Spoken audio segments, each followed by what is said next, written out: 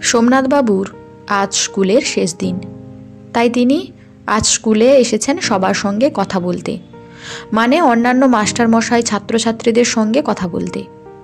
সবাই সোমনাথবাবুকে উপহার দিয়ে বিদায় জানালেন, আর সোমনাথবাবু যাওয়ার আগে একটা কথা বললেন, যা শুনে সবার চোখে জল চলে এলো। আর কোনো দিন আমি আমার স্ত্রীকে বলতে পারবো না, তাড়াতাড়ি ভাত দাও, স্কুলে যেতে হবে, দেরি হয়ে যাচ্ছে, সামনে ছাত্রছাত্রীদের এক্সাম আছে, আমাকে এক্সট্রা ক্লাস নিতে হবে। সোমনাথবাবু খুব ভালো শিক্ষক ছিলেন, তাই বিদায় বেলায় সবার চোখে ছিল জল।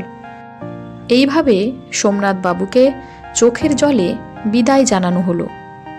এরপর শুরু হলো সোমনাথবাবুর জীবনের আরেকটা অধ্যায়, যা মোটেও সুখকর ছিল না। সোমনাথবাবুর এক ছেলে আর এক মেয়ে। মেয়ের বিয়ে হয়ে গেছে এক ইঞ্জিনিয়ারের সঙ্গে, তাই মেয়ে থাকে কানাডাতে, আর ছেলে বড় ডাক্তার। সে পরিবার নিয়ে আমেরিকাতে থাকে।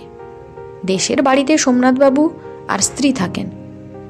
একদিন হঠাৎ ফোন এলো, সোমনাথবাবুর ছেলে বাড়ি আসছে। তাই শুনে সোমনাথবাবু ও তার স্ত্রী আনন্দে উচ্ছ্বাসিত হয়ে পড়লেন, কারণ তাদের একটা ছোট্ট নাতি আছে, সে আসবে, কতদিন দেখা হয়নি তাদের নাতির সঙ্গে।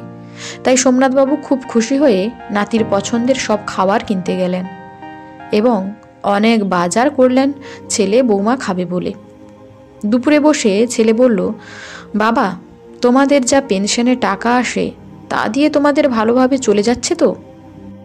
সোমনাথবাবু হাসতে হাসতে বললেন, হ্যাঁ বাবা, আমাদের বুড়ো বুড়ি আর কত খরচ, চলে যায়। বাবা, তোকে এত ভাবতে হবে না, তুই বিট্টুর কথা ভাব। এরপর বৌমা খাবার টেবিলে বসেই বলে, এগুলো রান্না হয়েছে, এগুলো কি মানুষ খায়? খাবারগুলো থেকে কেমন পোড়া পোড়া গন্ধ আসছে, এগুলো কি মুখে দেওয়া যায়? এই বলে বৌমা উঠে গেল। সোমনাথবাবুর স্ত্রী আমতা আমতা করে বললেন, অনেক দিন তো এত কিছু রান্না করি না, আর চোখেও আগের মতো খুব একটা ভালো দেখি না, তাই।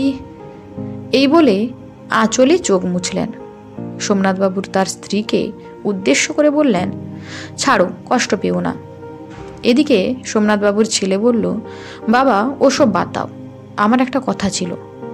হ্যাঁ বলো। তুমি যে টাকাটা রেখেছ, ওই টাকাটা তোমার নাতিকে দিয়ে দাও, কারণ তোমার সব তো এখন বিট্টুর। তাই বলছিলাম, মানে আমরা আর একটা ফ্ল্যাট কিনব। আমরা যে ফ্ল্যাটটাতে থাকি ওটা খুব ছোট্ট, তাই ভাবছিলাম।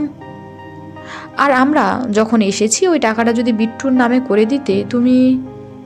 সোমনাথবাবু এতক্ষণে বুঝতে পারলেন এদের বাড়িতে আসার আসল কারণ। সোমনাথবাবু কিছু না বলে খাবার টেবিল থেকে উঠে গেলেন। সোমনাথবাবু দেখে বিকেলে হঠাৎ মেয়ে জামাই উপস্থিত হলো, কোনো খবর না দিয়ে।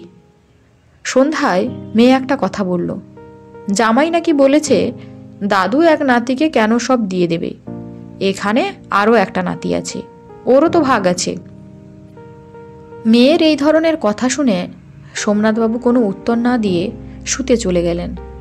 সকালবেলা সোমনাথবাবু সবাইকে ডেকে বললেন, তোমরা কবে ফিরছো যে যার গন্তব্যস্থলে? মেয়ে আর ছেলে বলল, ওই টাকাটা। কথা শেষ হওয়ার আগে সোমনাথবাবু বলল, আমাদের তো বয়স হয়েছে, আমাদের আর একা একা থাকতে ভালো লাগছে না, তোমরা বলো তোমাদের ফ্ল্যাটে কে কবে নিয়ে যাবে।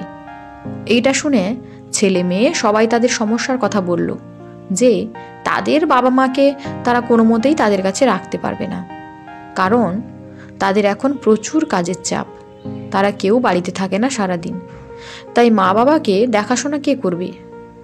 এরপর সোমনাথবাবু কিছুটা হেসে বলল, তোমরা যে যার জায়গায় ফিরে যাও, আমি কাউকে কিছু দেব না। ছেলে মেয়ে বলল, টাকাগুলো নিয়ে কি তুমি তাহলে স্বর্গে যাবে? সোমনাথবাবু বলল, আমি স্বর্গে যাই বা নরকে, টাকা তোমাদের দেব না। ছেলে মেয়ে রাগারাগি করে নিজের জায়গাতে ফিরে যায়। এরপর সোমনাথবাবু তার স্ত্রীকে বলে, আমি এতদিন শিক্ষকতা করে কত ছাত্রছাত্রীকে মানুষ করেছি, কিন্তু নিজের ছেলে মেয়েকে উচ্চশিক্ষায় শিক্ষিত করেছি ঠিকই, কিন্তু মানুষ করতে পারিনি।